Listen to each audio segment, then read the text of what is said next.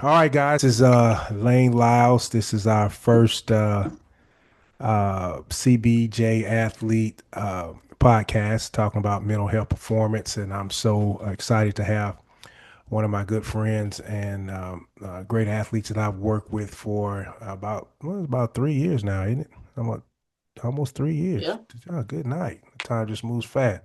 3 years now, working on the mental approach to the game, and we really bonded, in our first experience and have grown together. And I'm so proud of where Laine is now. She's a freshman at Culver Academy in Indiana, where she had an exceptional first new year there. She been able to capture all state as a freshman, number one freshman in the state, regional MVP, sectional MVP. So she had a stellar first start. I got all the offers, I guess, that all high school athletes are just excited about. The Michigans, the Ohio States, and Michigan State's, Louisville, Virginia Tech. So, she's one of those athletes that people are considered that is up next with their talent.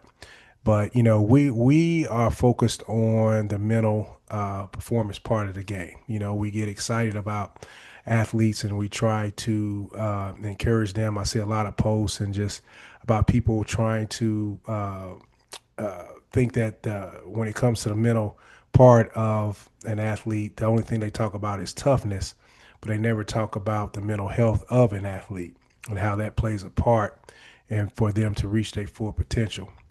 So, Laine, I want to ask you, why is mental and emotional preparation important for elite performance?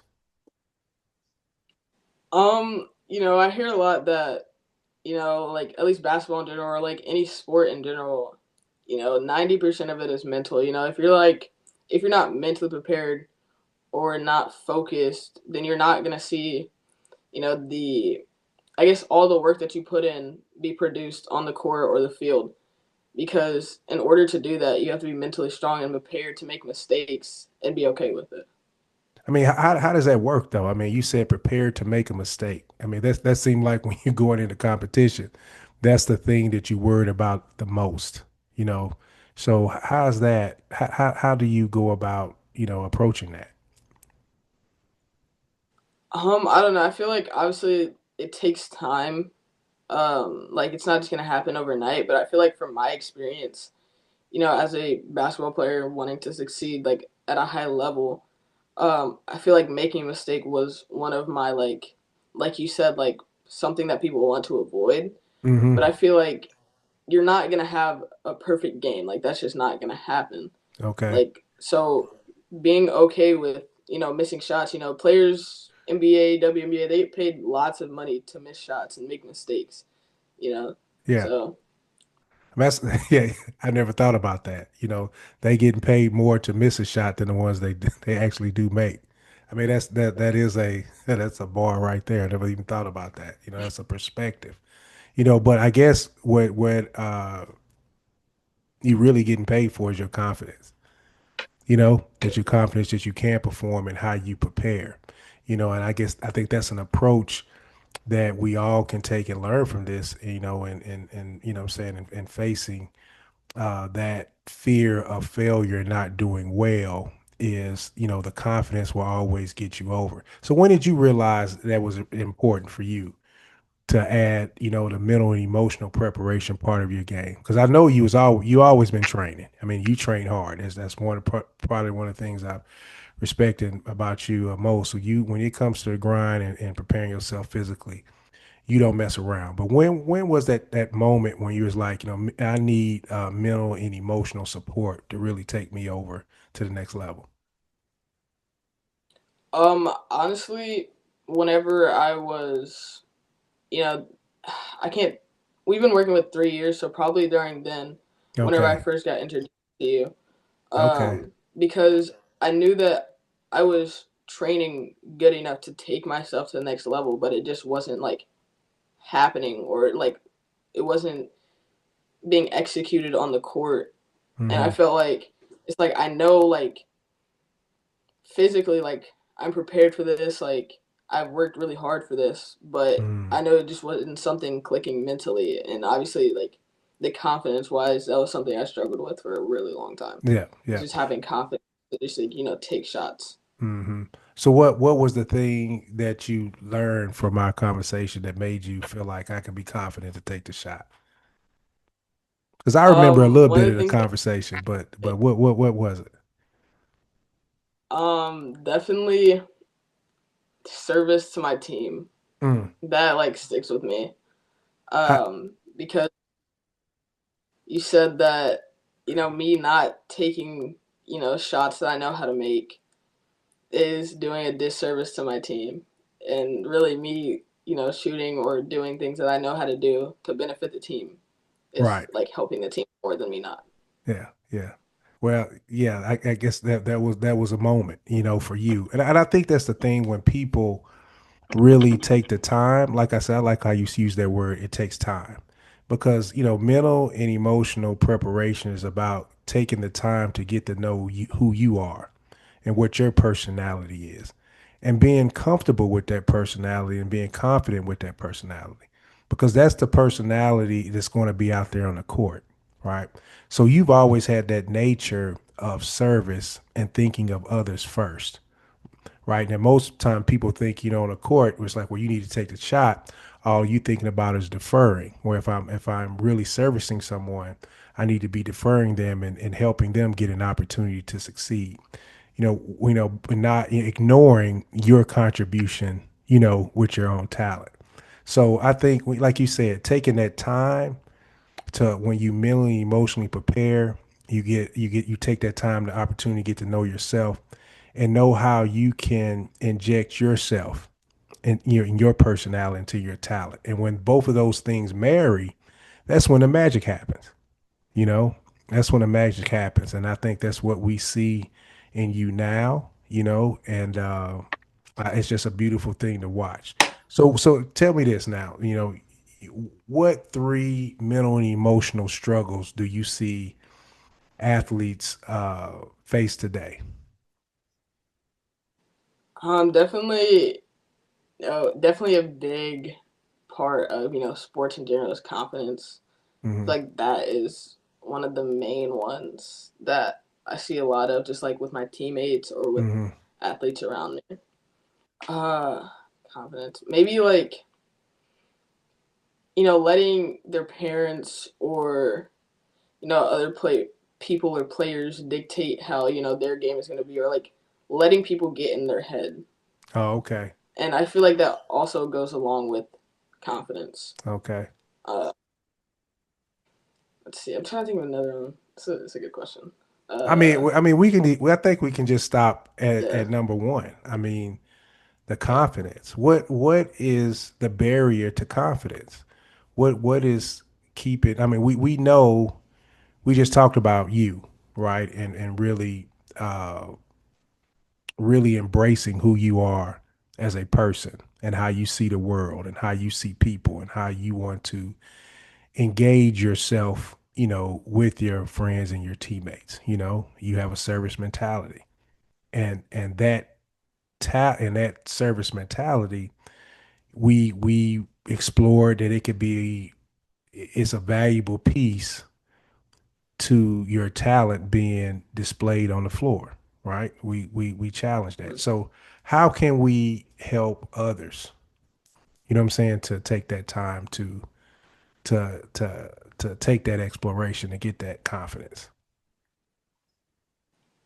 Um, I feel like most of it, or at least the most part that helped me with my confidence, is Mm, not being afraid to talk to my coaches or talk to my parents or talk to a mental health coach about mm, how I'm feeling, because obviously they've lived life like for a while now, and they mm, probably could help you with some things that you might not know. Like, dang, like I didn't know that was like really like the root cause of things that might have been causing my confidence to not yeah, show up here, or outside factors causing it to defer on my game. yeah, yeah. Because that's a big, and you see it, you know, even sometimes it's crazy because sometimes you even see it later on in people's careers where they have been successful and then they going through some bouts of confidence, how do you think that happens? How does that happen when then all of a sudden it's almost worse from the outside noise because it's like, dude, what happened to you? You know what I'm saying? Where's this slump come? You ever been, situations like, man, I'm just in a slump. What is going on? How do they get out of that? Um, how do they get out of that? I feel like the main part of having to get out of, I guess what you said as like a slump or like a lack of confidence Mm-hmm. is just to continue doing what you've always done, not Mm-hmm. switching up your routine because something that it didn't go your way. Because my high school coach, Coach Murchie, he always told me that like you know preparation like is key. Like if you've prepared this much and you've made it this far, why switch it now? Mm-hmm. That's true. That's a good point. And I think too, as a coach from my experience, is I go back to time, right? Uh, I think one of the biggest pitfalls, and I wouldn't say pitfall, biggest landmines for confidence for the journey of confidence, is believing that you already got it figured out. And I think a lot of athletes get trapped in a situation where everything is going well. You know, uh, they stop, like you said, doing what they were doing to reach that confidence, right? Spending that time, having quiet time of self reflection, challenging themselves when they weren't their best selves. I'm like, dude, why did I do that? Understanding too that just because you've reached a point of confidence right now, you're still growing as a person and you're still changing and evolving. So I think that's what catches people. A lot of athletes is, you know, they think that life on the court and life off the court are separate. You know, Right. they think they don't. They think you can really keep them set apart, but those two spaces that we live in are still cultivating who we are every day. And if we don't keep those two things aligned, they can affect one another, right? So, that's why, that mental emotional preparation is an ongoing process, just like your training. Because I watch you too. You've had a great year, but you haven't stopped your training to get better, right? You still haven't stopped your training to see how great you can be. You still haven't stopped your training to keep pushing yourself to discovery of parts of your game that you didn't think was there. You know, so I think sometimes mentally and emotionally we take too many pauses in our development. And that's what catches us slipping. You know, and it catches us slipping at the time where everybody sees it, and that's what makes it worse. You know what I'm saying? That's what makes it worse. It makes it embarrassing. So, I think, just from, just watching you and we communicate, especially during the season, and, we talk, every week, you know what I'm saying, about the game and trying to mentally prepare and seeing how we are, that's the secret sauce, because at the end of the day, the person who's going to walk on the court first is Laine Lyles, not Laine Lyles, the basketball player. And if you keep nurturing that person the right way and growing that person, giving that person respect and the ear that it needs and attention it needs, it's going to bode well for you, and you're definitely an example of that.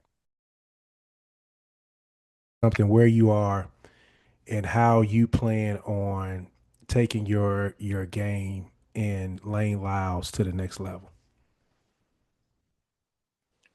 Um, really just keep doing what I've been doing, just like surrounding myself with people who have the same goals as me, who want to, also succeed, and people who want to see me succeed. Mm, You know, uh, being around the right friend groups or the right peers, mm-hmm, just making good decisions, and keeping up mm-hmm, training, and mm-hmm, obviously keeping up talking to you about like mental health, mm-hmm. and just trying to put myself in the right circles with Yeah. people who want to see me succeed and people who Mm. also want the same goals.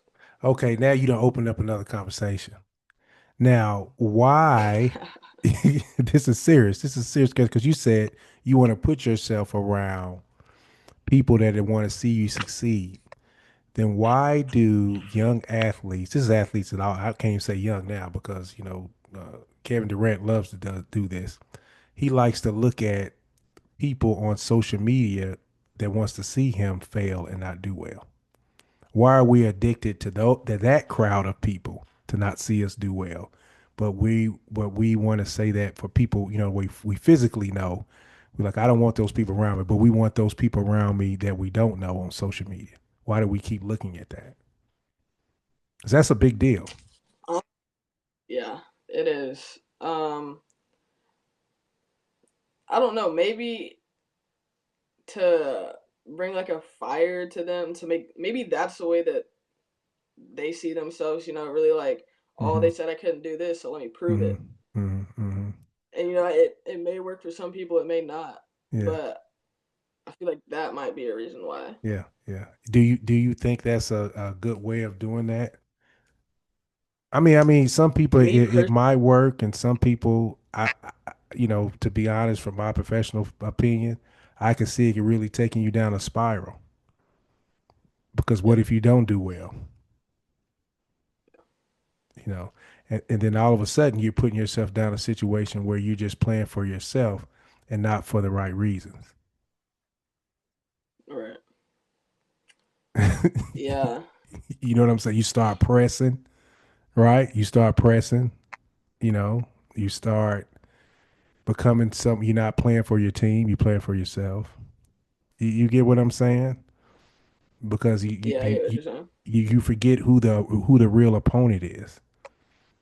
So it's a slippery slope, and I've seen a lot of athletes they fall in depressions because of it. You know, so because a lot of times you got to think about it. If somebody's really hating on you that much on social media, you can never do well enough to make them quiet. Yeah, It's their whole point just to get a rise out of you. That's their goal, right? That's their goal. That's how they get conversation. That's how they get clicks. So, my advice, to all athletes is if that's a form of motivation, that's a battle you will never win,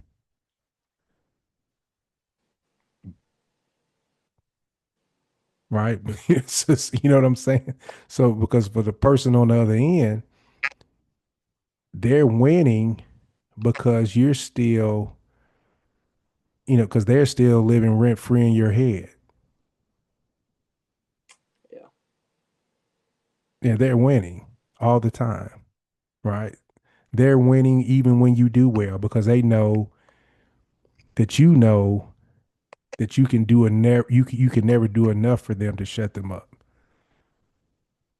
So they yeah, got you. They got you. So the key is just like you said, be around people who really want to see you succeed and you see their effort and want to see you succeed, right? And those people are going to protect you, right? They're going to protect your mind, they're going to protect your heart, and they're always going to be there to catch you so you won't fall too far down. You know? That was a great segue. That was a great segue. That was a great bonus conversation. I appreciate that. Well, look, yeah, I don't want to keep you, and I just want you guys to really remember this name, Laine Lyles, a very special human being. That's number one, outstanding human being that has the privilege and the blessing to be a basketball phenom. So watch out for her at Lane Hoops on, and make sure I put that in the bio too, so you can look her up and make sure you like and follow her and what she does at Laine Lyles, on all her platforms as well. So guys, I appreciate it, Lane. Blessings to you, and I know you're going to continue to do awesome. All right, guys, we out.